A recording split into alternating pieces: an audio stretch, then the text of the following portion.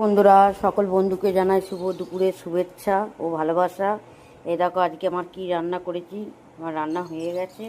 আজকে করেছি একটু বাঁধাকপি। বাঁধাকপি মানে অক্সিজেনের বাঁধাকপি তো এত বাজে, মানে বাঁধাকপি করতে করতে আমি বোধহয় বুড়ি হয়ে গেলাম। সেদ্ধই হচ্ছে না এমন বাঁধাকপি।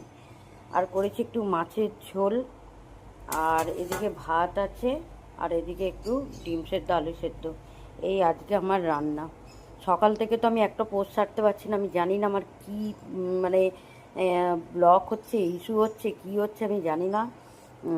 পোস্ট ছেড়েছিলাম সকালবেলা, মর্নিং পোস্ট ছেড়েছিলাম। সেই পোস্টটা আমার কাছে মানে আপলোডই হচ্ছে না, আসছে যাচ্ছে আসছে যাচ্ছে, আমার স্ক্রিন দাঁড়াচ্ছে না।